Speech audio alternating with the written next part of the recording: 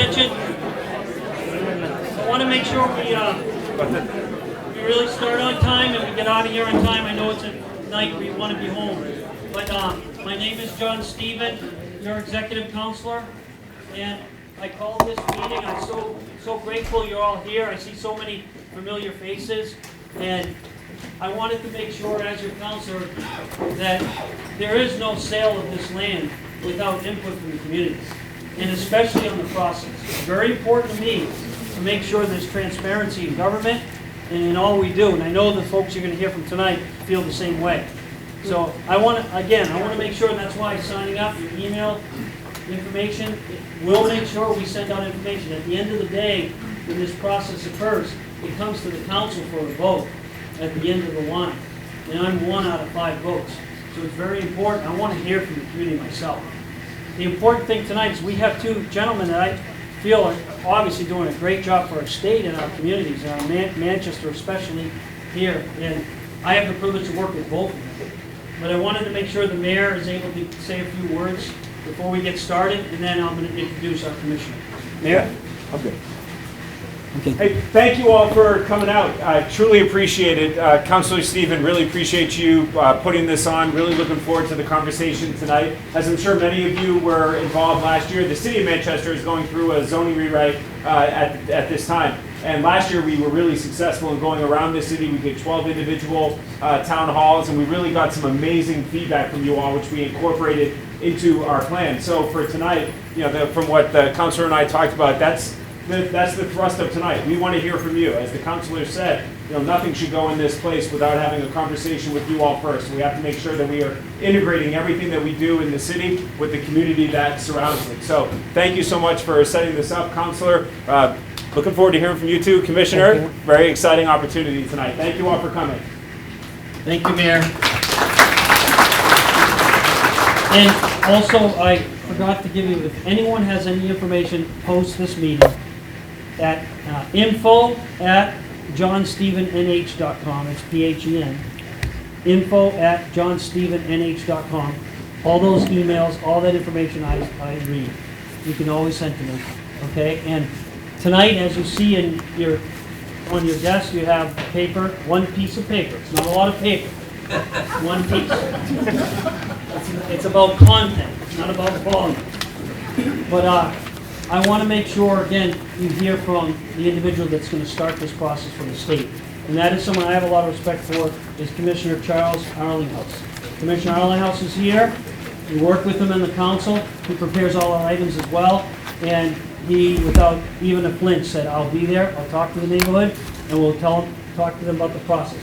Tonight is about the process, and it's about listening to any issues, concerns, thoughts, even thoughts. And we're going to take a lot of notes, and everyone's going to get a chance if they want to speak. And if you have to leave, you know, you have to leave. Please try to silence your phones, and that's all I'm asking. I thank you very much for being here, and I'm going to ask Commissioner Arlinghouse now to speak. Thank you, sir. I'm Charlie Arlinghouse. I'm the Commissioner of Administrative Services. Your mic's not working. All the way up. Push it all the way up. How about now? Hey, there we go. I don't have the same kind of voice the mayor does, but that's why he's mayor and I'm an administrative functionary in Concord. So I want front and back, 1 sheet of paper, because paper's a big issue in Concord these days, and so we want to be careful. But it's not important, and I didn't bring nearly enough because this is more than 20 or 30 people, I think. So which is great, and it's wonderful. It's a long process to sell this piece of property, and this paper is not really that useful to you. I'm going to explain to you why it's not a big deal. This is a 4-step process, and it sounds really simple, and each one of these steps is crazy and complicated and has a lot of machinations around it. There's been discussion about selling this property for quite some time, dating back to the last governor. By the way, this is a picture of it. We got somebody to blow up a picture. You can look at it. You can see the parcel. It's about 150 acres. For those of you historically minded, these 3 pieces here are pieces that actually my agency, before I was there, subdivided out of the property. And so they're pieces that have been sold from the property before. The picture is old. This building we took down. The Wilkins building is falling apart. I think everything else is more or less right. And as I said to somebody when they showed me this, oh, not really any waterfront, no, because somebody else owns that. So there are a lot of pieces like that with the property. Technically, what we do is really simple. The state has decided that the facility that's there, the YDC, I think we used to call it the Sununu Center. I'm pretty sure we stopped that now. We call it something else now. But a new modernized facility is being built in Hampstead, and the people who are there now are going to move to that other location. They're probably not going to move to that other location until the end of 2027. So this is a long process. That's why I say that building is being built. The rough completion date of that construction project is, let's just call it summer 2027. It has to be completed, then there's a punch list, there's all kinds of things that get done, then people move. We're not going to turn over the property to whoever gets sold to while there are people still living here, or horses, for example. So we have to be careful about all of those things. The process is going to start, so this is, I'm going to explain why each one of these 4 steps is enormously complicated. The first one's actually easy though. We're going to hire a broker. The state, this isn't, I'm not going to like call everybody I can think of and ask them to sell the property. We've actually done this with other projects before. Actually, Roger, who's here, is under contract with the state on a property up in Laconia that has been a roller coaster ride for us, shall we say, and has done yeoman's work on it. But we work with, well, an RFP will select a firm, and I'm going to say a national firm, but what I mean is people will bid on it nationally. It could be a local, it could be a national. We'll select a firm that will help market the property and solicit proposals. That sounds easy. Actually, it is sort of easy. But what will happen is that we'll get a series of proposals probably. This is probably a property that will have a lot of interest in it, right? It's not in the middle of nowhere. You may have noticed that it's in a large city. In fact, I'm pretty sure the largest one in the state, and it's a desirable property. The legislature has had a very strong interest for a long time in the property being sold with the interests of Manchester in mind. And so one of the things we're doing, so the state owns the property, the state is selling the property, but the state and the city and the people of the state and the people of the city are not different entities. We're all the same people. The interests of the state and the interests of the city are the same, are similar. It doesn't mean that everyone here has exactly the same idea for the best use of the property, right? Somebody probably wants a big pasture, somebody else probably wants a lot of buildings, and everything in between. And so what will happen is we're not going to put up a sign and have an auction, right? We're not going to one day sit up and go, who's going to bid the most for the property, and we're going to pick it. That's just not how it's going to work. There are a lot of knowns about the property. There are a lot of unknowns about the property, right? The unknowns tend to be in the ground, right? That tends to be a thing, and people will, whatever happens, people will look at, and any potential buyer will want to think of possible uses. They'll want to look at the area. They'll want to look at the access to the property. While it's a great piece of land, it's not next to the highway. Somebody said to me one day, hey, what if we did like another Tuscan village? And I'm like, well, that would be up to the owner. And some people would like it and some people wouldn't. And I said, Tuscan village, which is at the exit on the highway, this is not at the exit on the highway. So, plus I don't think you'd want to have 2 Tuscan villages. You'd have to want to call one the Napoli village or something. But who knows? And the state's not going to develop it, the city's not going to develop it, or do whatever with it. Somebody will bid on it. There will be proposals, they will be evaluated. Exactly how we're going to evaluate that is not set. There's not a committee of 5 people who've already been picked, and it's going to be, Councilor Stephen and the mayor and me and 2 random people to be selected later. No, there'll be a discussion on that. And the person who, frankly, will have the most input on that is the governor. What I do know, for example, is that the governor said to me, because the statute requires us to consult with the city, and it doesn't describe what that means. It's a very vague law. But we want to partner with the city. And she said, oh, sorry. Oh, I should be right here, huh? Just don't let anybody use the mic after I do, because it needs to be clean. So the governor said, let's use the mayor as our point on this, and I want you to call the mayor and meet with the mayor. And the mayor and I have talked. We've not sat down. We have a meeting scheduled, I think, toward the end of the month. And I'm actually going to go to City Hall, which is always a lovely place to go. I think the last time I was in the mayor's office in City Hall, it was when Ted Gatsa screamed out the window at me and said, "Hey, come up here!" And which is something Mayor Gatsa would do sometimes with people, and you didn't say no. But we're going to go down and we're going to talk it through, and we're going to figure out what we need to do and the process. But the process is going to begin with who's interested and what are they interested in. And I'm going to use that as an example. We've sold, or we have a deal, but we haven't closed, with Laconia recently. And boy, that went up and down, and occasionally still makes the newspapers. And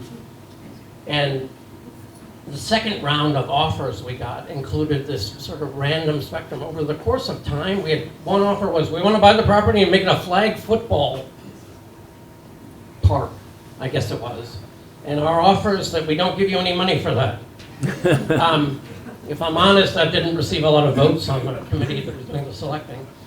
And then somebody wanted to do vertical farming, which I don't fully understand, but apparently instead of horizontally farming, you vertically farm, and I think it sounds sensible, but that didn't, and then all kinds of things in between. And there's currently a group that's putting up some apartments, some houses, a whole bunch of things, and making like an internal village there, and they're actually pretty close to fruition.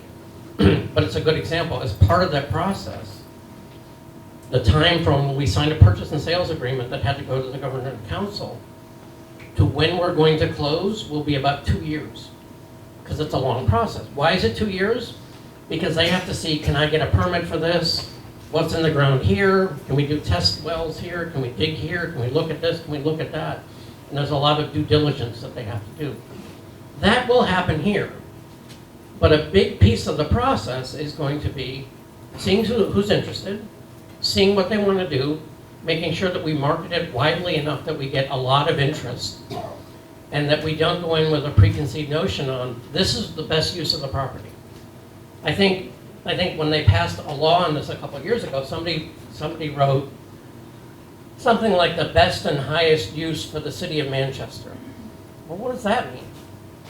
It's open to a lot of interpretation.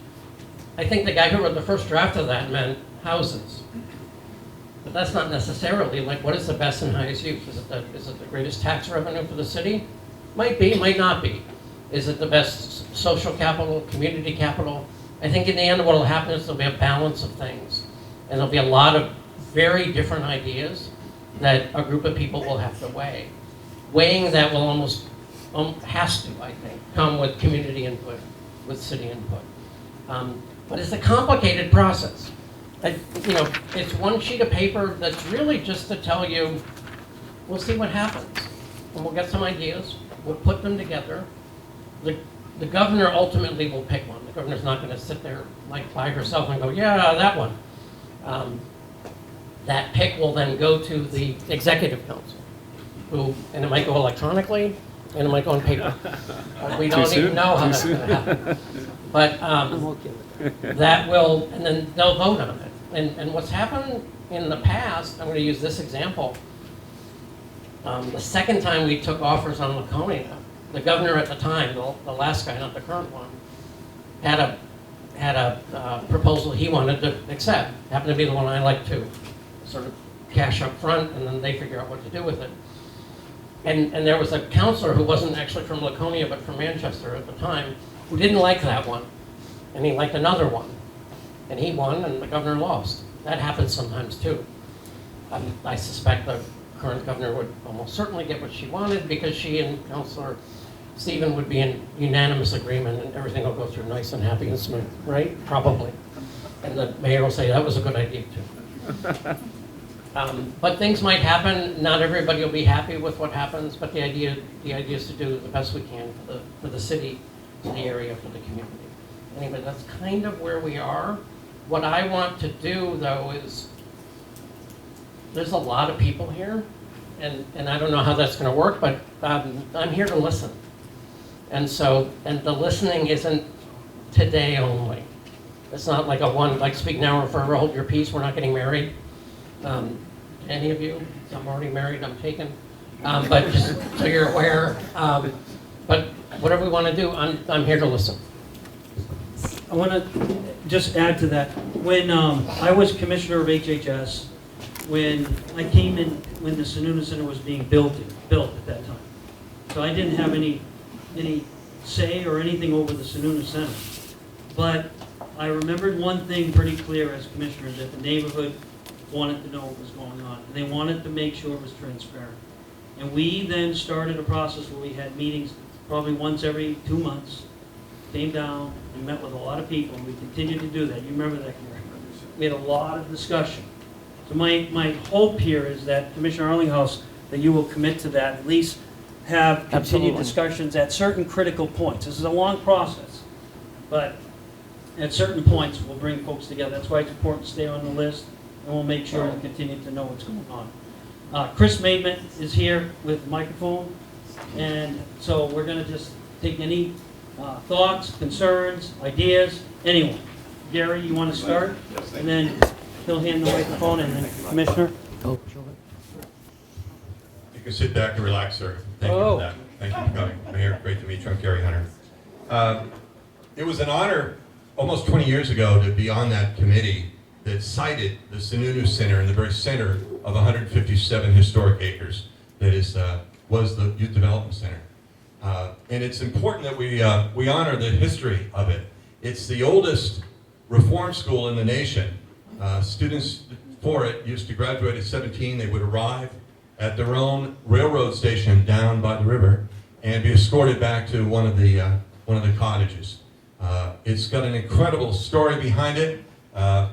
I was privileged also to run the Rock Rimmon Project Community Center when I was a much younger man for 4 years, and that was 1,000 students, or 1,000 kids, 231 single moms, 8 disabled dads, and in truth, about 40 junkies unreleased from the pen. It was the toughest project north of Boston. So I came to have a very clear understanding of what YDC was, because so many of my students would graduate from West High School, so to speak, without graduating, and finish up at the Youth Development Center, and then maybe in and out of Valley Street and perhaps to the pen. It was a tough crowd. But I got to tell you, so many kids made it out of YDC and became contributing adults, much like the people in this room. Maybe not as wealthy and as generational wealthy as many of the people I'm seeing in this room are, but amazing stars, especially considering the backdrops. I was privileged to have a dinner with the assistant fire chief of the city of San Francisco. And he, when he heard where I was from, he disclosed that he had actually graduated from the Youth Development Center. So you can never count a kid out, and we should never count a plan out either. I want to give you some things to think about, especially for the August group that will be concerned with managing this process. And I would love a timetable on that later, if you would, as far as when you see a broker hired, because that really is a committee part of it.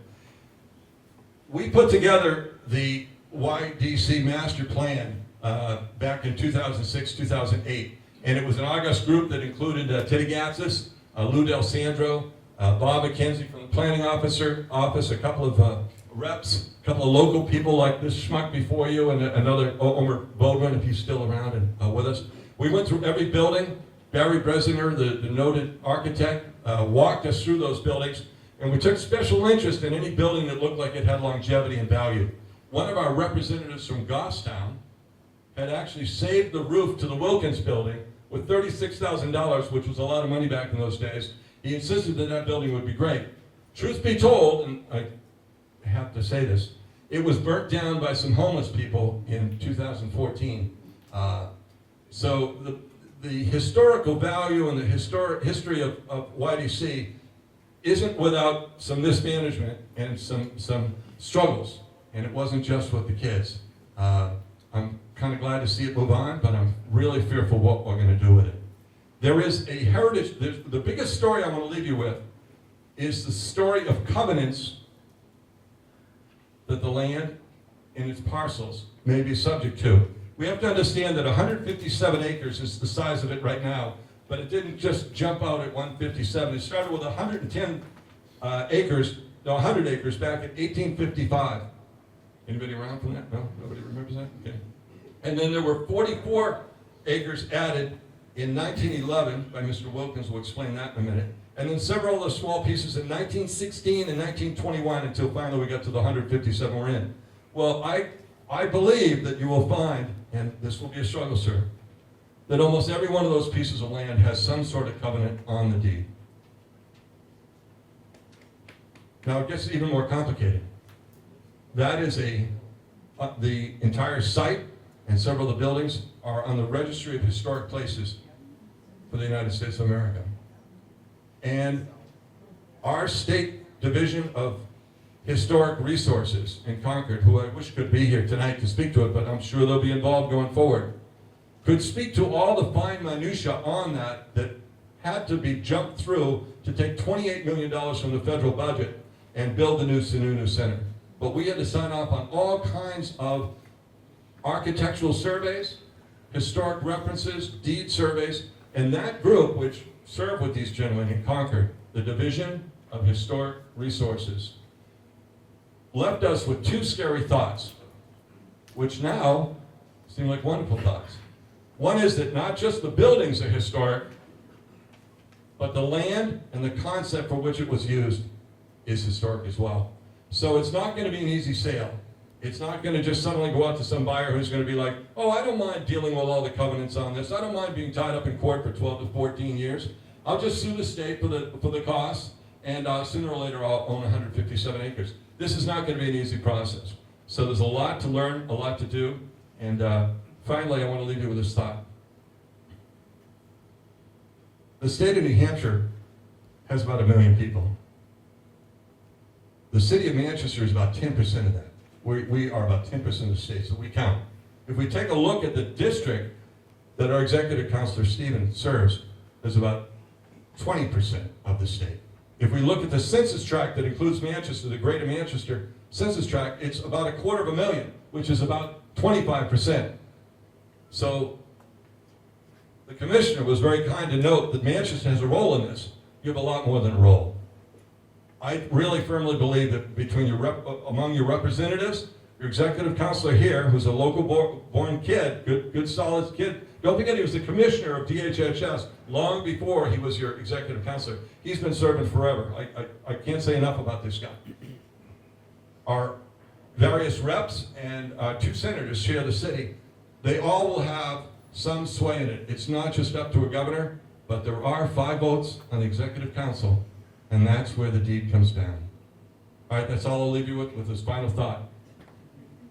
It's the only green space owned by the state within the Greater Manchester area. So it's no small thing. Now, most of you aren't quite as old as me, although there's a lot of gray hairs and white hairs in here. Elders will remember, and I apologize to the mayor who wasn't around for this, but happily you weren't for this. Manchester, in its wisdom, has raised 8 schools on public parklands in my lifetime. And it sounded good because the land was cheap. But what has resulted has been incredible loss in green space. Now, I'm sure you all travel. I'm sure you all appreciate the value of green space in the great cities of the world. I leave you with this final thought. Paris actually removed every other line of buildings in 1850 to create green space and create the Paris of today. So I would encourage that the green space be a huge consideration as we go, not just for the Heritage Trail, which runs along the railroad tracks and comes up through the north side of the building and up to River Road, not just for the Heritage Trail, but for what could be parklands for your grandchildren. Now, I'm 75. I'm not looking to take the shade out under any tree that's here, but I'm sure as Blaze is hoping you'll take great care in leaving shade and good space for the young. That's it. Thank you. Thank you, Jerry.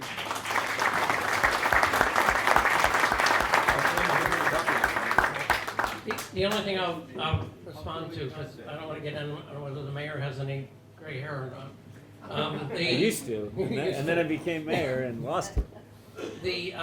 You asked about the timetable on selecting, and we're probably going to do an RFP in the next few weeks to select a broker. The process as a whole, though, will likely take the better part of a couple of years. So we're not looking at this isn't going to happen in a matter of months, in part because of how complicated it is. And while we believe in beautification too, we'll be a lot kinder to the people than Napoleon III was when he modernized Paris.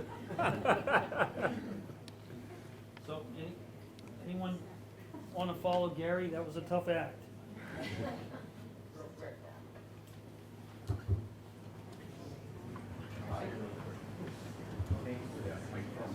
I just, as an alderman for the city of Manchester, just want to know what rights we are going to have to be able to decide on zoning. Does Manchester, the city alderman, or the planning board have any rights as far as, I don't know if this is on, but I never was right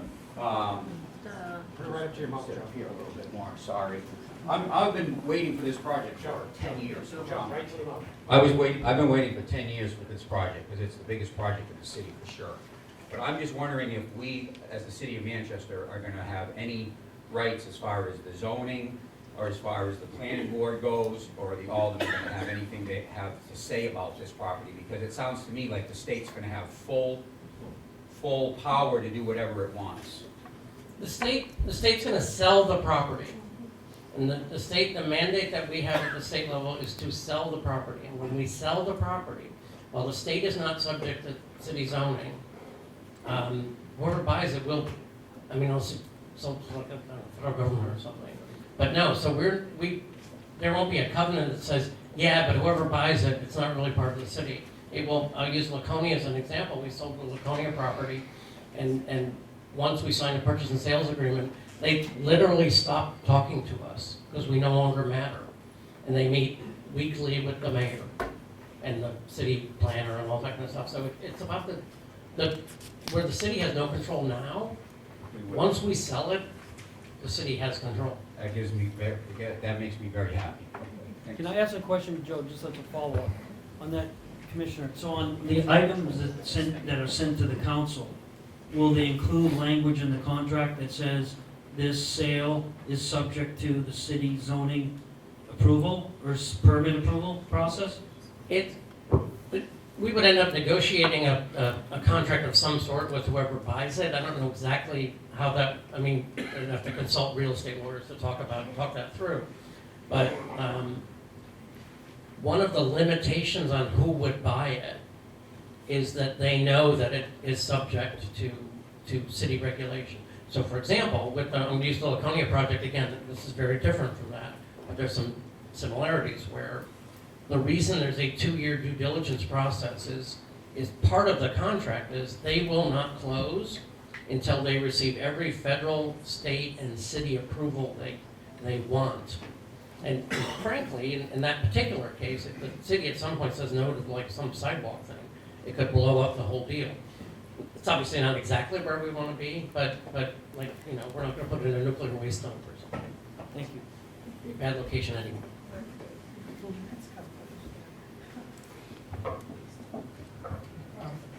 I have a question, assuming that this whole process has been completed, the sale has occurred. Looking at the city's proposed zoning map, this area is zoned mixed use general. And mixed use general is defined as small and medium scale buildings, retail, services, and offices. What will that look like on the ground? Particularly, what is a medium scale building? Yeah, so we're fortunate we have our director, planning and community development that can give specifics on what exactly that would entail. But I think this is the reason for the meeting tonight, was that so we can have these conversations. Okay, thanks, Mayor. Hi, everyone. I'm Jeff Belanger. I'm the Director of City Planning for the City of Manchester.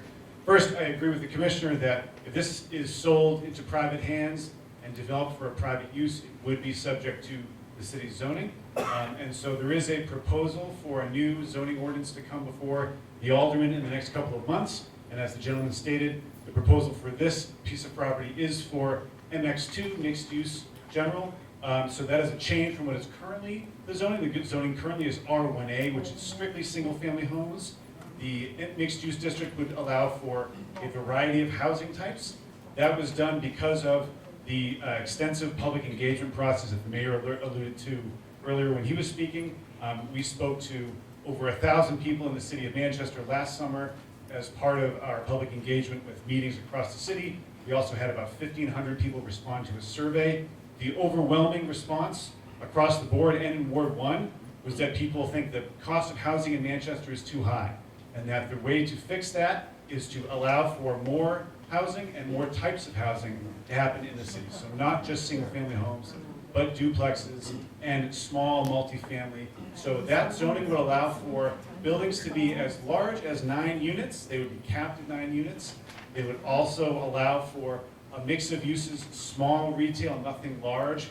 The retail and other service and office uses would be capped at 3,000 square feet per business. The intent is to make them neighborhood scale, small scale businesses, a mixed use sort of a feel. So if you've been to a place like Woodmont Commons in Londonderry, something similar to that, that is the rough vision. But this is, as the commissioner said, a lengthy process. There's going to be a lot of steps along the way, and a key step is going to be the planning board, the Manchester Planning Board. We have the chair of the Manchester Planning Board here tonight.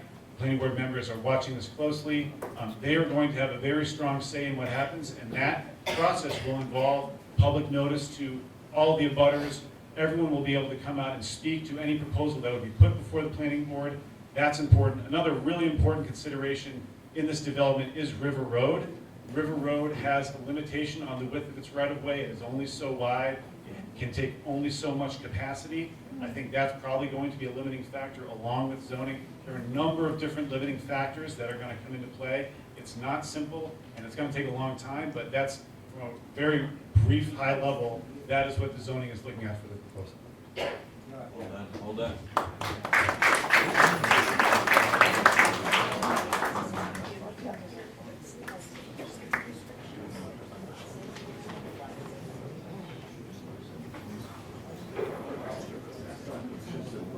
I'm just wondering, why is the state selling the property, and why wouldn't the state sell it to the city of Manchester? It's a good question. I mean, why are we selling the property? Part of the reason is well, because they passed the bill saying we have to, but because the primary building on the campus is not going to be used for that anymore. The state doesn't have a logical reason to hold on to the building, and I think there are a lot of people right now who think the state should not necessarily be in the business of hanging on to pieces of property just because, and when it could be in more productive use for the community. And so when the bill was passed probably a year and a half ago now, that was the decision, and it's because the use is changing, and it as the gentleman said before, it's a historic property with wonderful associations back to General John Stark. And I read a historical paper written in 1840 something about the area, just wonderful. And then there's a lot of really good history to the, we're all familiar with some of the not so good history, but there's a lot of very good history as well. And so, but it's a better use to the community than it is to the state. The state should not be in the business of just hanging on to property for no reason. And so that's the big reason. Would we sell to the city? Generally speaking, the state, when it sells property, often discusses with a city, do you want to match the offer?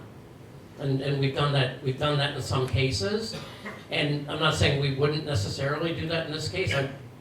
I can't tell you we would, because that's not in my control. It's typically the case on a big thing like this, where the city's probably not going to be in a position to offer the same amount of money. Can I ask another follow-up? That's a really good question. Thank you for asking that question. There are a number of items that we see on sale of land all the time.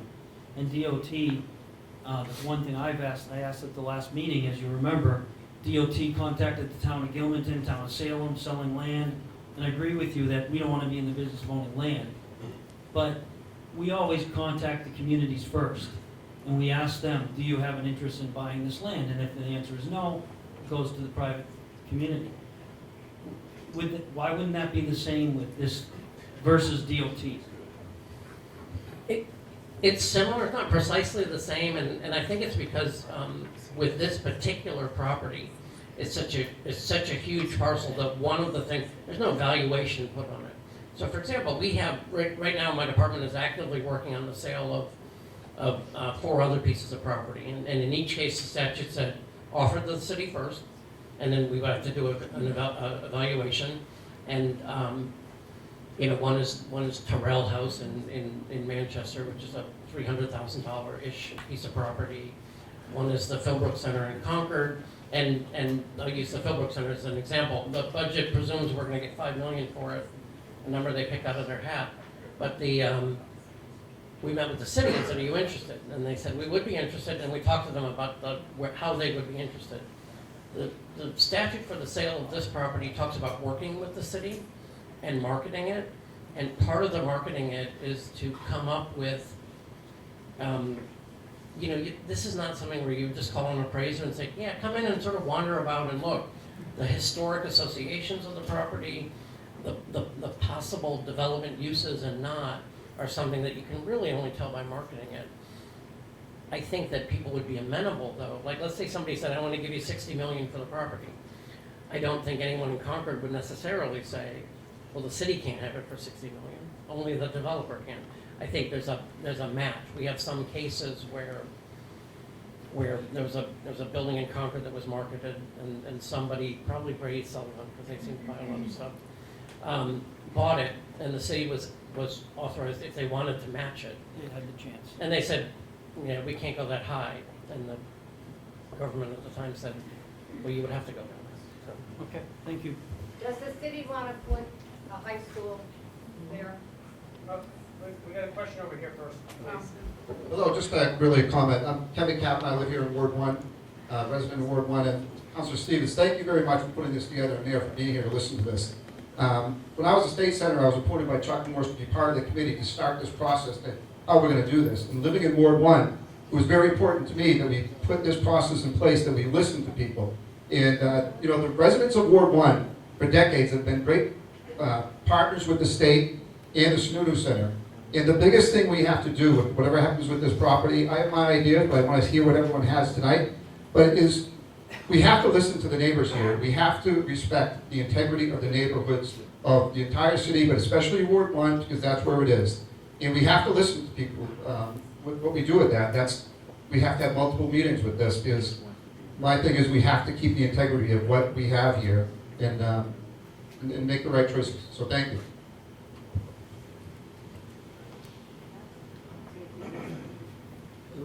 Commissioner. Well, the high school question, I think you heard it, right? Yeah.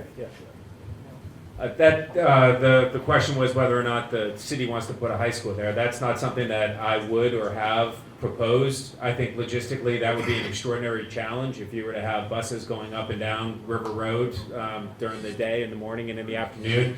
I think that would be extraordinarily challenging. That's not something that I proposed or have talked about. Hi, I'm Liz Hitchcock. I'm an engineer by background, so bear with me as I read from my screen. As a reminder, the only asset our city has is land. A few years ago, Orbit Group, which is where I work, brought in an urban tree that reminded us that new development can either be a burden via acre requirements on plots and the needed infrastructure and ongoing costs to service those large plots, or it can be addition to our tax base via good zoning and density, which, as I understand, new development does not count against our tax cap. So this would be net new. We wouldn't have to see it affect our tax cap issues. I also believe while nodding to the community and the needs of our city, we can maximize the revenue for the city, and it truly can be a win-win for everyone. I live in that neighborhood. I used to live on River Road. It's going to require the city and the neighbors to have vision, and they'll get a little uncomfortable sometimes, but I know we can all work together creatively and cooperatively to address needs of many of the constituencies that are in this room today. I'm excited for the possibilities that this property can be a canvas to. Thanks. And to address sort of both of those last two things, I think it's a really important point that listening and listening often, not just once, is going to become a thing. And how we balance all of those issues will matter a lot, I think. And I think a lot of things can be balanced. And you could sit here today and probably think to yourself, this is what I want, and I don't want what he wants. But they can come together and we can find something good for everybody. Hi, my name is Flo Minton. I live opposite the northernmost section of that parcel. My question is there any thought to parceling this out, or is the absolute intention to sell it as 157 acres? Is there any consideration being given to subdividing it into smaller parcels? I think that earlier there was some discussion of that, like earlier a few years back, there was some discussion about whether or not the state should, quote unquote, be the developer, where the state would maintain ownership of the property and just start picking bits out. And, like there are 3 parcels we've done that with in the past. I think when the legislation went through, the discussion at the time was that the state is not well suited to be a developer because none of us have that talent, and so that would be sort of dumb on our part. And so the best use of it for the city would be somebody bigger with a vision that would be more comprehensive than like a couple of us administrators, like 3 bureaucrats sitting around Concord going, yeah, I don't know, how about that parcel? And it would be much better to have it's a very important piece of property with a very important history and a very important place. And having the best professionals do that will, I think, ensure a better outcome broadly.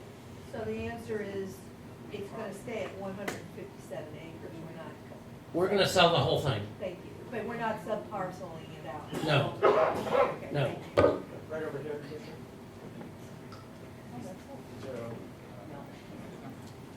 Bill Mortimer, this thing is on. Us in the background here, thank you so much for speaking up. Sometimes here, challenging with that awesome waterfall. Want to thank us all for being here. Most importantly, I was curious as the city, once it comes to the point of the planning committee going through the process of all the approvals, is the swapping of another parcel of land, say Deerfield Golf Course, in lieu of this property, something that could be considered? And I pose that idea in the idea of all these historical relevance of the buildings and the trails, what have you, that might not be able to be raised. We wouldn't want that, or moved. Perhaps there's something where we can take that beautiful piece of land, and I say golf, but the idea is resources. Mammoth Road, a fire station, connectivity to the center, and I give homage to a neighbor who gave this suggestion to my mind. Could we do more with property elsewhere and repurpose the YDC off of River Road as we drive past it and see that amazing sunset behind the Uncanunic Mountains? Yes, a sprawling development could be phenomenal. Multi-use buildings, a taxpayer building, right? That's the commercial with residents above. We can do a lot. And then, of course, we'd understand the River Road infrastructure. Probably can't handle that. Do we do an off-ramp with a bridge onto 293, right? It's discussions. Is this something that the city could be considering? How would that work with the state? If you guys sold it, do a land swap after? So we sell it, and I don't know how that works with the city either. The mayor's saying, how would that work with the state? We're going to sell the property, and my mandate, and I really like a lot of what you said in the vision of the mountains and all of that kind of stuff. What we're going to do is market the property, pick a good seller, and sell it. At that point, I don't know exactly how that would work. So I think, Bill, to your point and to what Director Belanger talked about earlier, when the property is ultimately sold and folks that are in the vicinity of that get the abutters notices, this is where you can come into the planning board and say, here are the things that we are looking for as an abutter of this property. And then I think that's where the input can be taken in from the planning board perspective and say, here's what we are looking for as a result of, or as a butters to this property. Yeah. Hi, Dan Malloy, Ward 1 resident, about a block from the property. Question I have, building on the question I heard asked and answered about subdividing the parcel slightly different, there were comments about covenants on the land. I currently use the land for recreation. We have the Heritage Trail that begins with its spur to give access from River Road, and then there's also affordance for the Heritage Trail on the western edge of the property. And so there's also a lot of people that don't use the property for recreation because of the state's unwillingness to actively patrol the homeless camps on the property fringes. And so there's a significant opportunity here to actually increase recreation opportunity for all of the city by taking off some very small portions of the parcel to make sure that their existing use is maintained. I'd also point out that when I studied the GIS maps as they stand, and everyone should know the GIS maps stand for Get It Surveyed. So I'm curious about when the last survey was of the land. I note several things that appear to be discrepancies. The railroad corridor there is not marked as a parcel. There's land on the other side of the railroad corridor that's not marked as a parcel. And there's also land of woods near the terminus of McCarthy Street that the city also has unmapped as a parcel, all that are currently part of the recreational opportunity that North End residents enjoy in that area. And I'd like to understand whether or not the state has an ability to take those small pieces of property and make sure that they're turned into separate lots so that those slight pieces of the land can maintain their current use. So a couple things. I agree with your description of what GIS means. And when we're selling a piece of property like this, particularly one that has had a particular historic use for so long, we know that a lot of records are misleading. I have copies of reports in my office that are just wrong, where somebody wrote something and it's like, this guy told this guy that he heard that this happened, and so you can't do this, or you have to do this. And the one guy's like, not a thing. That's what somebody told Dave. And Dave said he heard from a guy once that maybe John Stark's secretly buried on the site, or something random. And but we have lawyers who are designed to make sure that when we sell the property, it stays sold, and that people know what they're buying. So with all of the surveys and all of that kind of thing, the historical associations, the historical surveys, the environmental surveys will all happen. In terms of subdividing and parceling out pieces of the property, current state law requires us to sell the property. And I have no legal authority to do anything except that. I have no opinion on whether that's a good idea or not, I don't know. To do what you're suggesting, taking a couple pieces off and all that, would require legislation. And so that's that thing where I would say start by maybe talking to your state rep about whether he or she agrees, et cetera, et cetera. But right now, we have no authority to do anything except sell the property.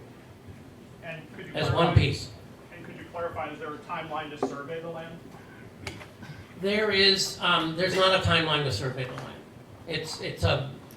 There are a bunch of tasks that need to be accomplished, and it's something that the next task that we're going to accomplish is selecting a broker, and then after that we're going to start working with the various state agencies who have roles in it, and decide the order of time to do things in, and the necessity for a survey is certainly before we consider a deal, and there are different pieces of that, and I can't speak with any authority.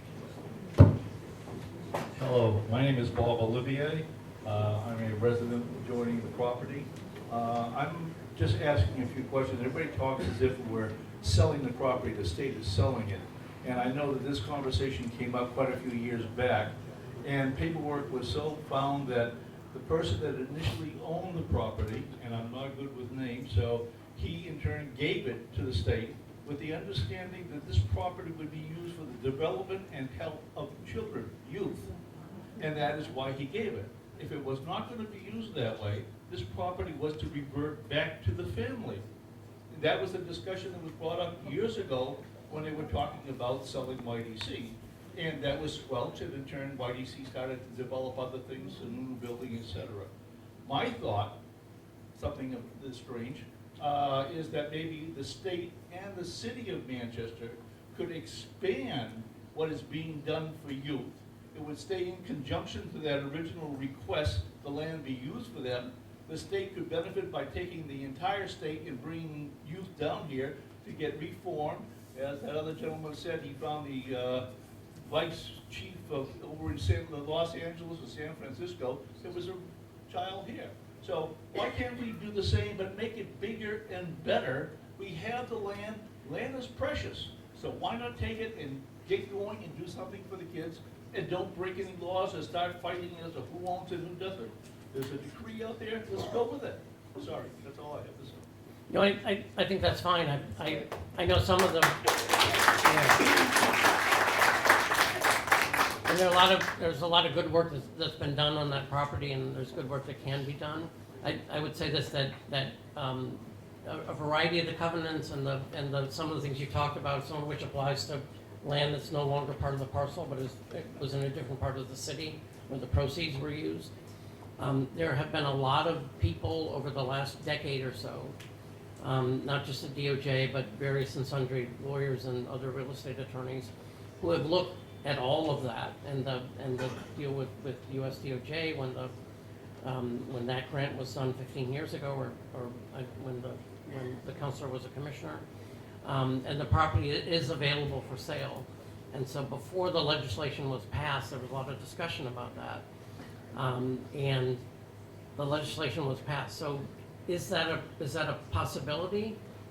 It is, but right now, the current legislation on the books is that the state is going to sell the property and cease owning it. And I have no authority to do anything else. Yes, and then the state builds a whole new place to put these children. I'm sorry, say that again? The state is building a whole new place out in Hampstead. Yes. They just built how many millions to build this building, and now they're gonna transfer everybody over there and spend more of our tax money to build something that they already have. Just throwing that out there. That's a policy decision that I'm not involved in. My name is Hal Sullivan, and I am a resident of Ward 1. Previously, I lived at 1231 North River Road, which is just north of Ridge Road. And back 20 years ago, I had a hard time getting out of my driveway many mornings with the traffic going up to Southern New Hampshire University. When we put in this infrastructure, we haven't talked a lot about what happens with North River Road. And without handling the traffic and how that congestion will work, I mean, you're going to have people coming to the planning board. I spent many years on the planning board. You're going to have people there at 3 a.m. in the morning complaining about how this is going to work and how it affects them. And they have some very substantial properties that are in that neighborhood. They care about the traffic that's going to be generated by these projects. So we kind of dismiss what happens to North River Road, but that's a big part of where we go from this.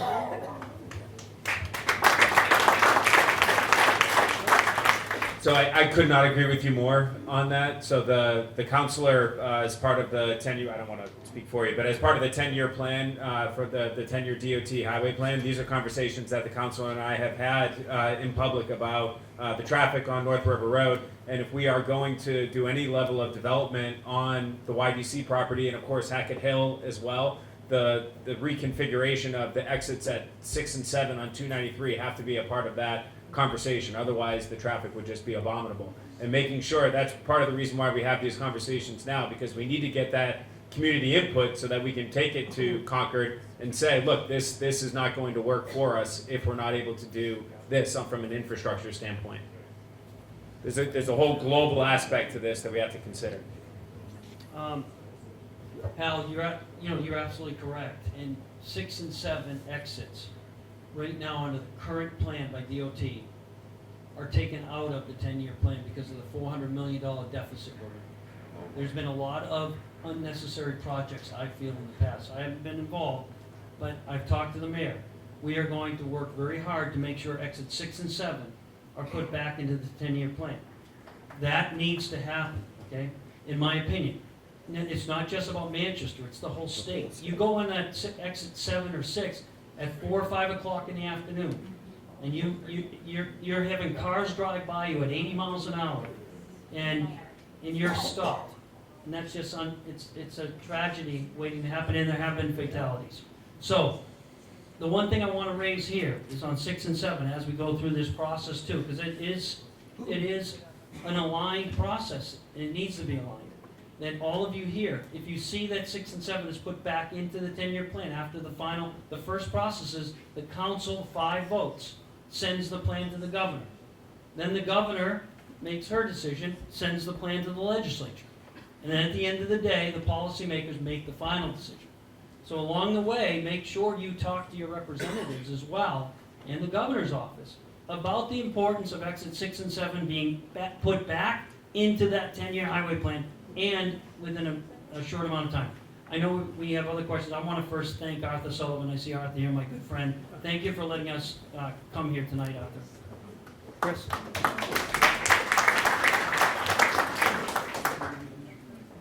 My name is Brendan O'Connor. I'm a consultant in Manchester pretty much all my life.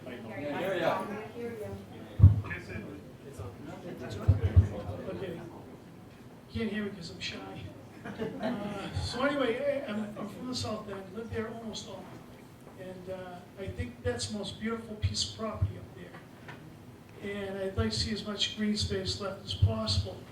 Our hospitals and schools are overtaxed. The last thing we need is more housing in Manchester. You know, there's just no more room at the end. And that's all going to change, just without building anything, you know. And I think we did anything with that property, it would be to get a new hospital, like we could bring in a Mass General or Dartmouth Hitchcock, you know, one of the teaching hospitals, because we don't have enough hospitals here. I don't know if you ever sat in a waiting room for 13 hours at the Elliott Hospital. I came up with this disease last year that I've got, and the Elliott Hospital kept telling me, there's nothing wrong with you. I went to a guy in Bedford, he was a neurologist. He banged on my knees with a hammer. He said, there's nothing wrong with you. Well, I couldn't talk and I couldn't swallow, and had I not gone to Boston, I'd be dead today. So a really nice hospital that you know, like a teaching hospital, sitting up on that property, and that's it. We don't have the infrastructure. It took me 45 minutes to get from Goldenrod on Candia Road to Brown Ave tonight. And then getting up here, Elm Street was so backed up. You know, no more people. Just a big hospital.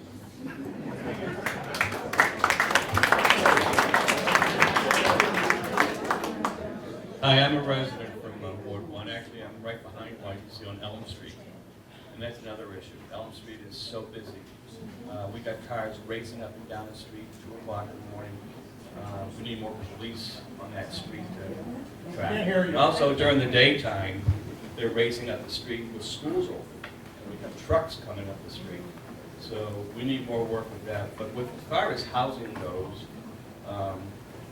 it took me over a year to find a ranch in Manchester. We downsized from Goffstown, and every time we went to go find a house, it was gone.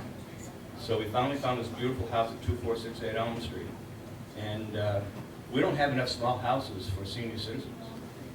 People are downsizing. I think that would be a beautiful area for senior homes, and even for starter homes for young people.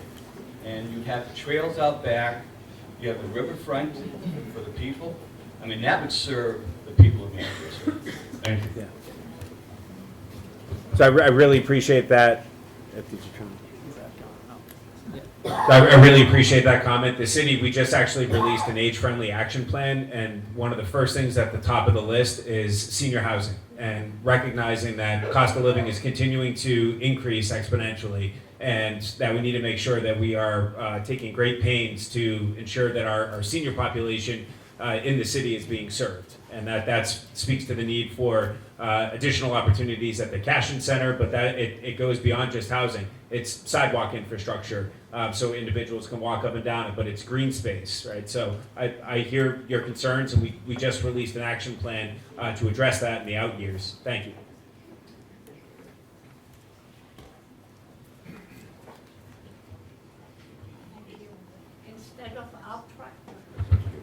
Instead of outright selling, how about leasing it for 99 years so that the money doesn't disappear within a few years, but rather have a cash flow coming for 99 years?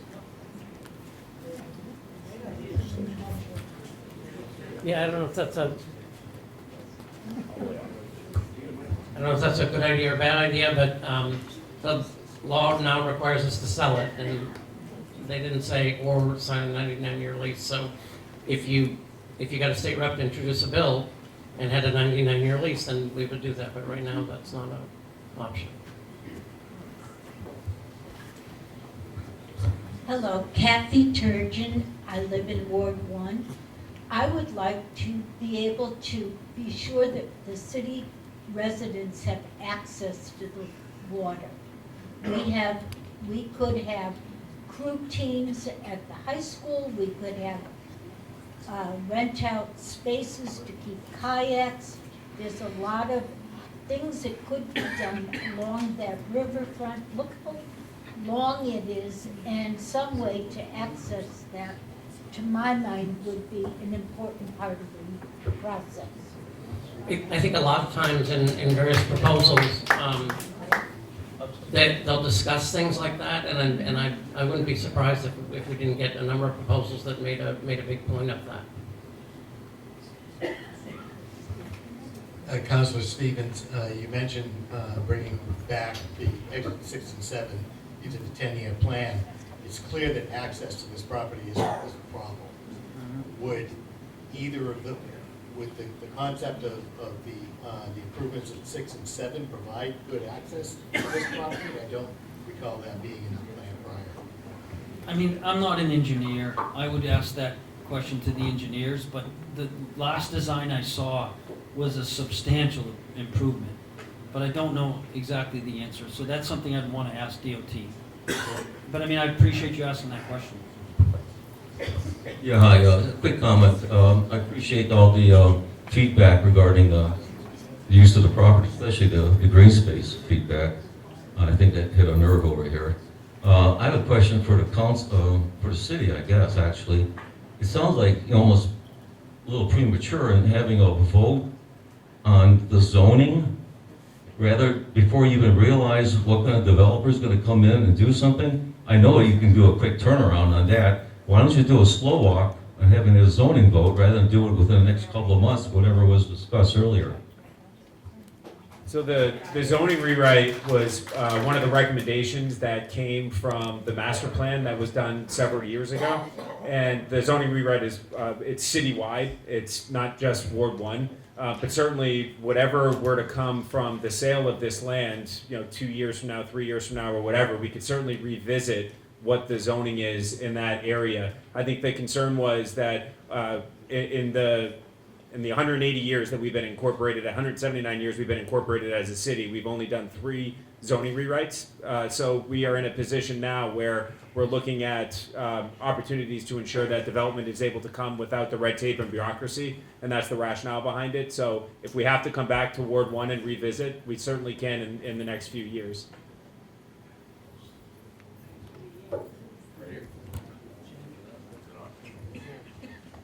Hi, I'm Jeff Rogers. I live in Ward 1, within a fairly easy walk of the property. And I serve on the board of directors of the Bike Walk Alliance of New Hampshire. I'd like to make 2 points. One, I'd like to echo what Kathy Turgeon said earlier. Access to the riverfront is an irreplaceable natural resource. And point number 2, as Jeffrey Belanger mentioned earlier, there are some constraints on the use of River Road, and I can't pretend to fully understand all those. However, I would love it if when all is said and done, River Road is safer than it is today for cyclists and pedestrians. That's all.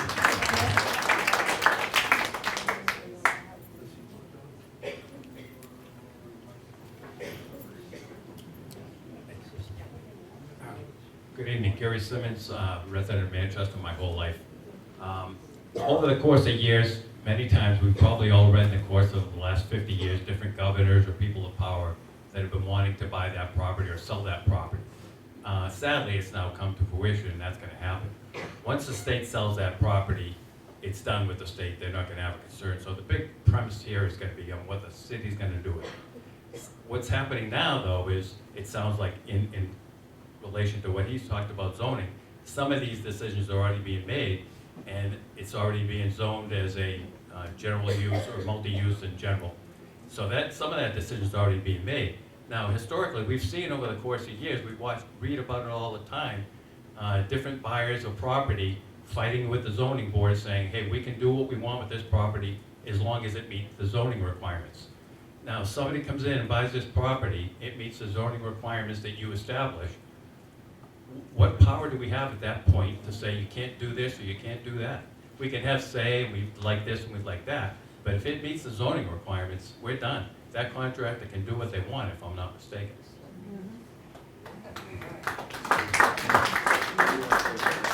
I think that this is where, as the commissioner and the councilor and I said at the beginning, is why it's inherently important for these conversations to continue going on over the course of this entire process until the land is actually sold, where we can have a voice as it's being sold and say, here's what the city of Manchester has spoken loud and clear that we are looking for. So that's the point that was made, that these conversations can't just be tonight, that this has to be ongoing. And then we can make our voices heard at the planning board and at the zoning board when it comes before us. I mean, these things occur at the planning board all the time. Hey, we're looking for a buffer of 50 feet between my house, the road, and the development.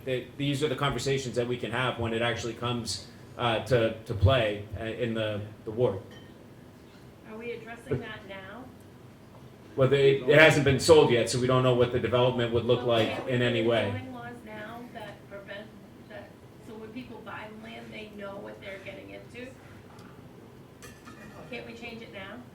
Well, that's what we're in the process of looking at right now. That's what so last year when we did we did a whole round of 12 town halls around the city, one in every single ward, and then we put out a link, and we actually sent a letter out to every individual household in the city and said, here's what we are planning for the zoning rewrite. Here is a link to go and view the rewrite so you can see exactly what is going to occur in your ward. Please offer your advice, thoughts, suggestions on what you would like to see in that area. All of that input was taken in, and we appointed a commission of various commissions and boards around the city, all nominated, designated somebody to serve on a board to make some final determinations of what we would like to see in that rewrite. And now it's about to start, well, it just started the process on October 7th of winding through the ordinance process on the Board of Aldermen.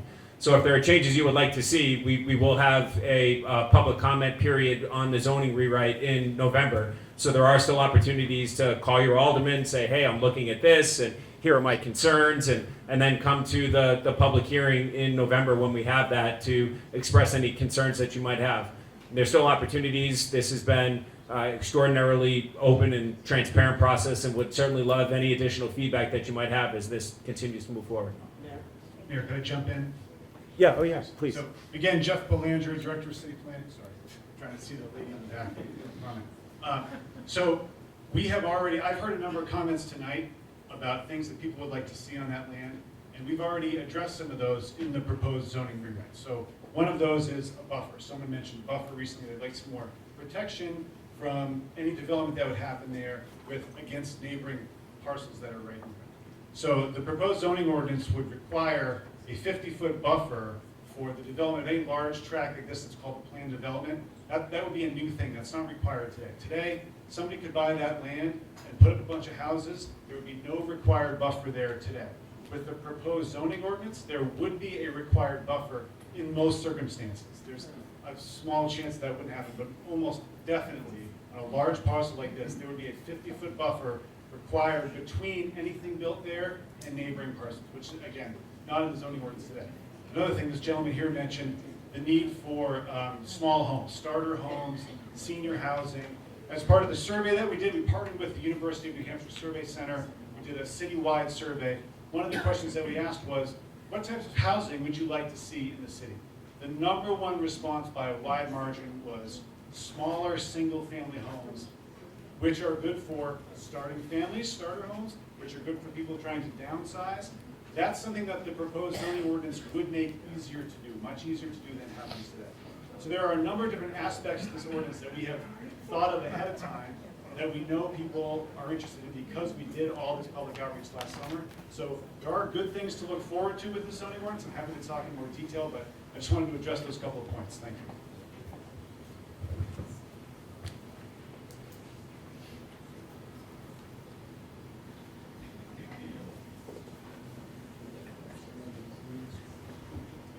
Has the city done any calculations on River Road on what the capacity, like maximum capacity would be if they were to develop it? Like Because we don't know what is going to be there, because the property hasn't been sold and a plan hasn't been presented, we can't calculate exactly what any additional traffic would be because we don't know what's going to be there. But certainly a traffic study would 100% be part of the process going forward as it would make its way to the planning board. What about sewer and water capacities? I know we've been having, issues with sewer capacity. Yeah, 100%. I mean, every piece of that will be in conversation as this move. Yes, every piece of that would be as part of the conversation. The impact on the community, the impact on schools, the impact on police, fire, all of that would be part of the conversation. Just one more, can you hear me? I'm hearing something in this room that we don't generally hear as elected officials. It sounds to me like people, I don't know how many raised your hand and said you filled out the survey online about what you wanted to happen in Ward 1 as far as zoning, or specifically the property that we're all here for, right, the YBC. Did anybody here put their sign on or press the button, or so you did, right? How many right now would not want to see it as a mixed-use property? I think the city needs to see that right now. I mean, because you're here, this is the time to be seen, because I get the feeling mixed use is not something that you people in Ward 1 want. So I don't know how many people do want mixed use that actually live in the ward, but that's something that has to be aired out, because you're correct. Once we are voting on a completely new zoning package for the city. And they have done a really, really hard job. Jeff, there's a lot of credit they've done. They've gone ward to ward, and this isn't what everybody wants. But a lot of people are picking what they want for, stuff that's outside of their own ward too. So make your voices heard right now, and definitely in the next couple of weeks or whatever before that massive vote comes on zoning, because it's a big vote. And once we vote it in, it's going to be tough to, move things around or change it. And you're right, before they actually decide they're going to buy that property, they should probably have it come out here. But it's going to be, my understanding, it's mixed use. Mixed use means what, a CVS? Does that mean we're going to get, small, I don't know, a corner store, a gas station? There's a lot that goes to mixed use. We changed the mixed use up where I am, off of Wellington Road. I put a gas station up there, and I'll tell you, it's not a pretty sight up there.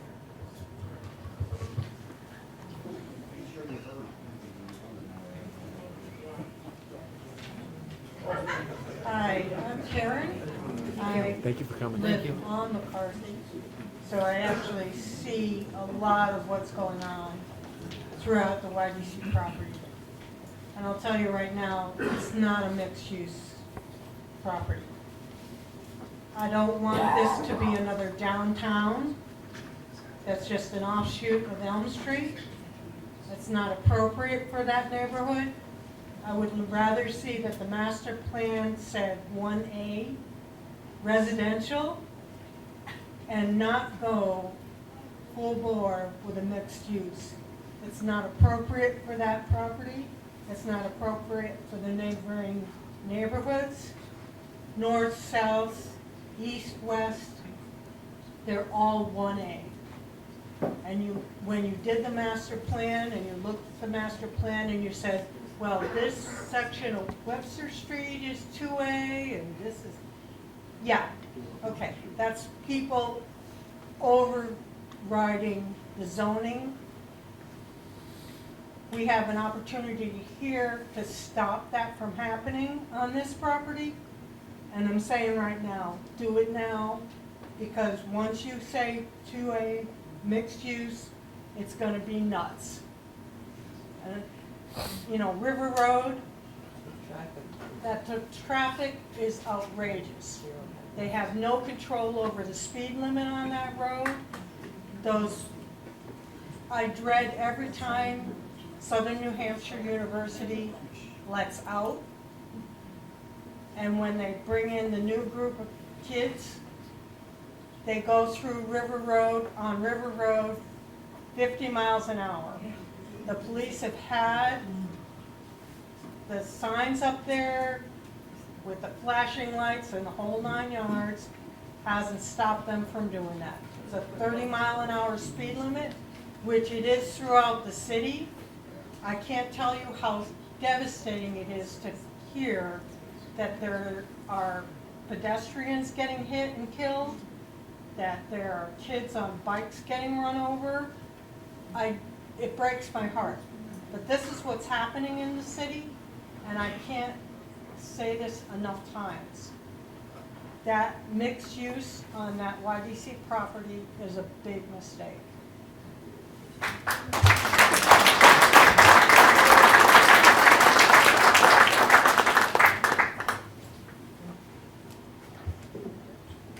Sorry to bother you a second time, but I had asked 2 questions earlier. You were nice enough to answer one of them, but I'm going to try to ask you the second one over again, okay? Please do. I had asked you to try to keep it for the kids. Now, I know that this was a reform school at one time. My wife was a nurse. She worked here. She used to have the night shift. She had 100 students on the campus that she took care of. Now the nurse takes care of 13. So there's a hell of a lot of money being spent, but not a lot of come-back type of assistance for the kids because there's nobody here. I understand that. So why don't we spend time, instead of selling it, work with the city, develop it, make it so it's useful for both the city and the state, and develop different things that the kids can learn and benefit from, and keep it as a useful piece of property. Why do we talk about selling it so the state can put the money in their checkbook, and so the rest of us can fight about what kind of property we're going to have? Hey, it's already set for the kids. Let's give it to the kids and let's do something about it. I'm sorry, I didn't mean to not answer that, and I just, you would need to get the law changed, that's all I'm saying. That's a policy decision that needs to get made, and so you should probably start by talking to your state rep and ask them to change the law on that. Right now, the law requires us to sell it, and I don't have authority to turn it into something else.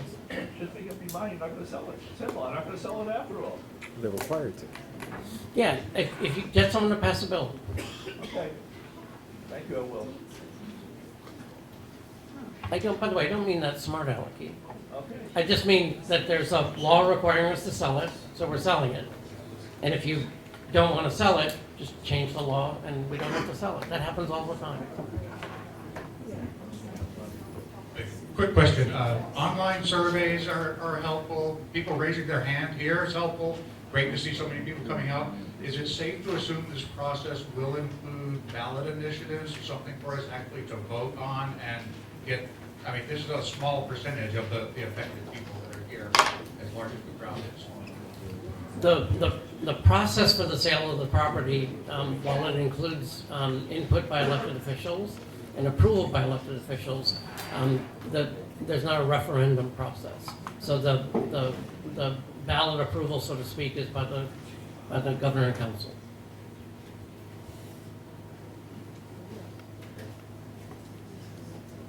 A few people have mentioned how dangerous River Road is. I'd like to point out that changes like we're discussing here, large changes, are an opportunity to bring along other changes as well, such as improving River Road.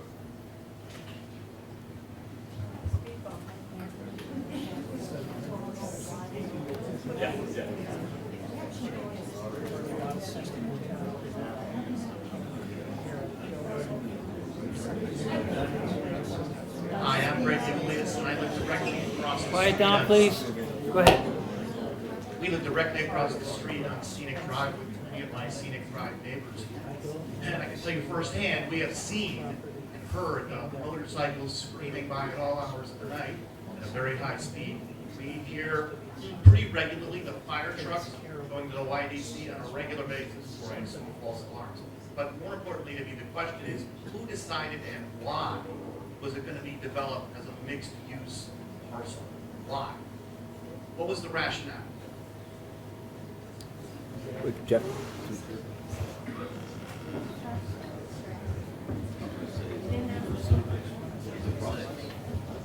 Thank you. So, again, Jeff Belanger. So the process was a lengthy public engagement process that happened last summer, as I mentioned.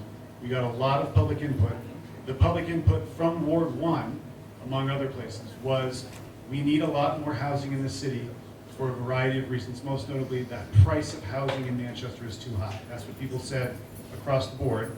And people also said, we would like to see more opportunity for small businesses to get started in the city.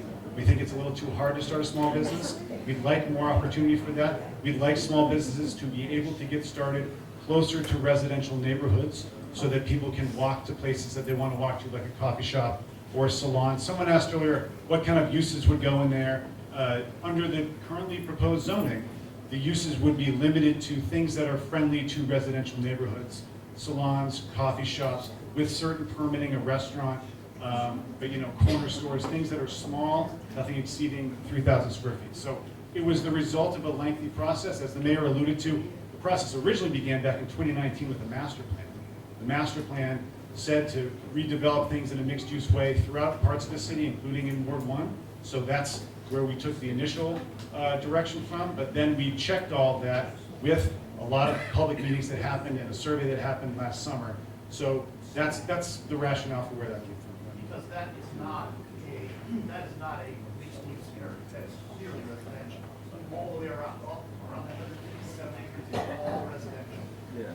So to suddenly change it to say, oh, we're going to have a mom and pop restaurant, we're going to have this, we're going to have that, and it's hard for us to get our arms around that. We have trouble now getting out of the street. People coming in both directions. There is a crosswalk there, and I used to run on that walkway, and I stopped doing it because people don't stop trying to walk across the street. And so the problem is, if you have a huge residential area here, and the proposal for zoning, that's all I'm focusing on here, is to change that. Suddenly we're going to have a mom and pop store here, we're going to have this kind of a restaurant, but that's not what the neighborhood is. We moved there 6 years ago, like all of the other people that live in that neighborhood, and we spent a lot of money to live in that neighborhood, and our view off of our deck is those same mountains somebody was talking about. It's beautiful.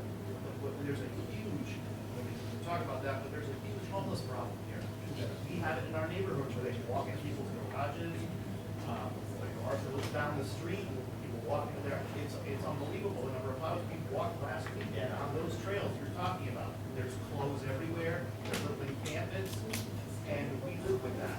That's okay, but now you're going to change this to an even further, more intense use in an area that clearly is not meant for that. Thank you.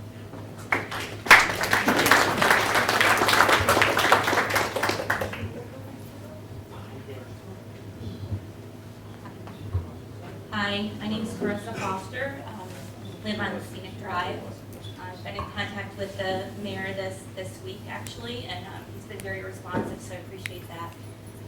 Our house is actually the dead end of Elm is my yard, and we moved into Scenic Drive to Manning Hill at the end of 2000, or in the middle of 2019, with no understanding that there had been accidents for decades crashing into the woods there. We never were given the opportunity to understand that there's a right-of-way that goes up to my property line. And we've had 8 accidents into my yard. We've had cars flip upside down. We've had people paralyzed from the neck down. The last incident that we had was at like 4:30 in the afternoon in the middle of the week, which is when people were picking up their kids from the Webster School. Some people said that they estimate that the people were going over 100 miles an hour from Webster Street to my yard. Chief, the former chief, the person tried to break into his home and they held him down in the lawn until the police came and took this high person out of the yard. This happens everywhere. I don't have any problem with that. I'm really excited about this because I want to walk to coffee shops and I want to walk to yoga, bring my dogs everywhere. So I probably have a different opinion than a lot of the people in my neighborhood. And that's why we moved after 16 years of being in Auburn, is that we wanted to be in the community where we live. But this has gotten to be such a hassle that I put boulders up and they get knocked into my yard. I can't put up a fence because it'll get knocked down. And to your point, Mayor, I understand that you can't move those boulders, but to just deploy a bulldozer to come and move the one back that's sitting in the middle of my walkway is $1,500 to deploy someone. We spent close to $60,000 out of our pocket. Our insurance with USAA, we're both veterans, our insurance has gone up 86%. We're at risk of not being insured, and I still want to live there. I still want to be a part of this community, and I want to live at 77 Scenic Drive at the end of Elm Street. But I want something to be put up there. We've asked 4 aldermen, 2 mayors, the chief deputy of roads, and also anybody else that would listen, that we want something done at the end of the road to keep us safe and be able to use the yard that I'm paying $12,000 a year or whatever I'm paying for taxes. I want to use my yard and be able to be out and about in the city. And you don't want to put in speed bumps because it's inconvenient for the plows. You don't want to put in an island because who's going to maintain it? I will. Mark already snow blows the walkway that goes from Elm Street into our neighborhood every single time. Before that, it was Greg who just talked, that would take it all the way up Elm to the other side. We're mowing lawns, we're snow blowing, so that everybody that lives around there can walk around. So I really want you to do this, regardless of what my neighbors think, but you have to take that into consideration for speed and how we're going to consider the Webster School also.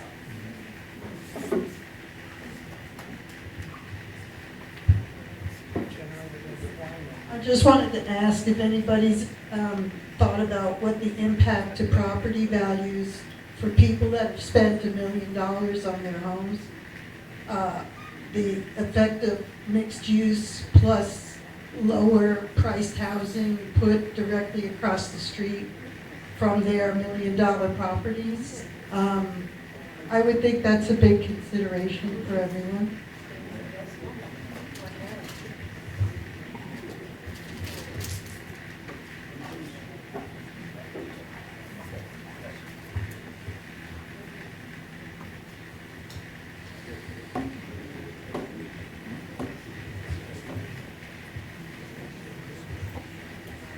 Good evening. I want to thank you very much for allowing everybody to have the opportunity to be here and to listen to each other and to know that you're listening to us. My name is Maxine Mosley. I do not live in Ward 1, but I do live in the city.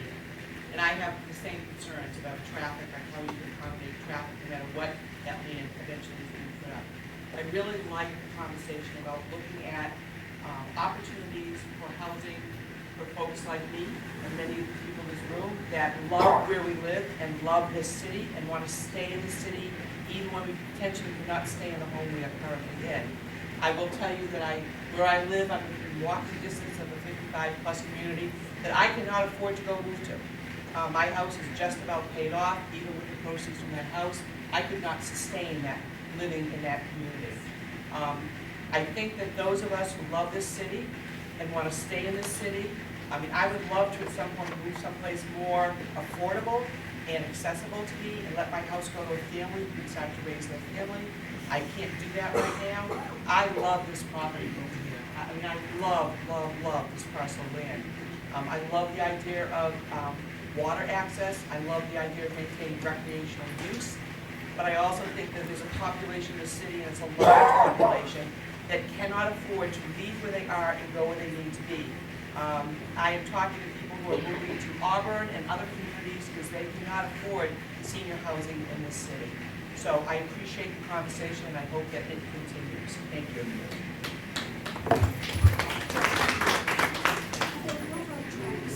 Yeah.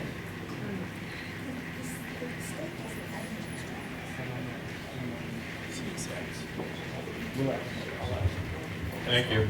Mayor, you've done a great job in the city of homeless. You've gotten off Elm Street. It seems like they've moved Stark Park by the river. It's very dangerous in Stark Park. been there at the farm, and it's, people have gotten threatened. There's needles all over the place down there. And I'll echo to the lady at Scenic Drive, Elm Street has become a racing highway. 2 o'clock in the morning, 4 o'clock in the morning, there's motorcycles that go way up the street, they'll turn around, and they'll go down probably 100 miles an hour down that street. They're also doing it during the daytime. It's going to take someone, we have a lot of young neighbors now that have bought big houses with young kids. I don't want someone to get killed in order for someone to do something. You did talk about, putting strips down, and I agree with that, the fire trucks, they need to have access, but maybe we need more stop signs. And maybe we need more police in that neighborhood. Yeah, so a few things. As it was alluded to earlier, the property up there is obviously state, but we've been working closely with DHHS. They have gone back there and they've posted that the individuals that were, or the homeless people that were staying there had 10 days to vacate, and then the state's going to come in and clean up that area. So that conversation I've already had with Commissioner Weaver and her team. They actually came down and did a meeting with myself and our fire chief, our police chief, and several others who are part of our neighborhood expansion or neighborhood it's a protection team. They go around and address encampments in the city. So we've worked closely with the state on that. They're in the process of cleaning it up just in case anybody has concerns about the trail in the back there. Regarding police, couldn't agree with you more. So this is one of the things that we have talked about on the Board of Mayor and Aldermen. We did a compensation study this year to increase pay for our city employees to reduce the number of vacancies. Police are off-year contract, so that's something that would come up for the next Board of Mayor and Aldermen to address, is the police contracts and ensuring that we're able to recruit and retain our officers. So if I couldn't agree with you more, I would love more police officers on the streets. I would love more police officers in traffic details so that they could catch those people who are speeding. And any other traffic calming measures that we can consider as well. All they need is to have some cops on the street during school hours and see how the traffic pattern is. And they can catch speeders. And once they have someone stop, word will get out, they need to slow down. Or we can put more stop signs. Okay, I'm gonna wrap this up because anyone having any other comments, again, info@johnstephennh.com. I will absolutely make sure the commissioner here gets it. There was a question on the railroad access here. The railroad itself is not owned by the state, correct? No, this is not a state-owned railroad. I believe CSX owns it. It's CSX. I think there are, and don't hold me to this because I don't know definitively off the top of my head, but I think there are provisions for access across the tracks that the state has in some areas. I don't know what they are, but I will look into it. So, no, it's not simple, but Counselor, before you go on, can we have a round of applause for Chris, who's been running around with the microphone? Getting busy. Where is he? Last thing I want to say here, we learned a lot tonight.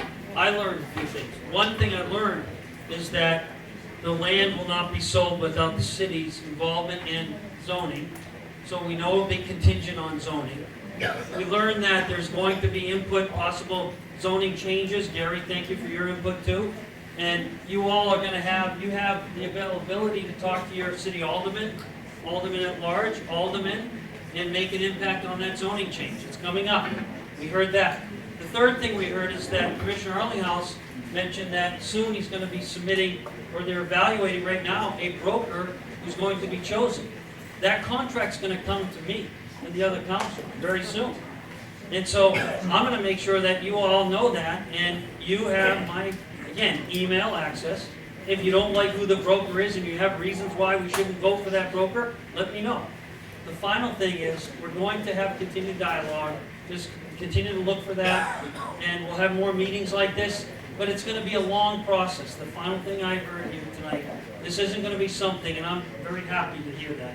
It's not going to be something that's just going to be rammed down your throats without input, clear input, and a lot of time here.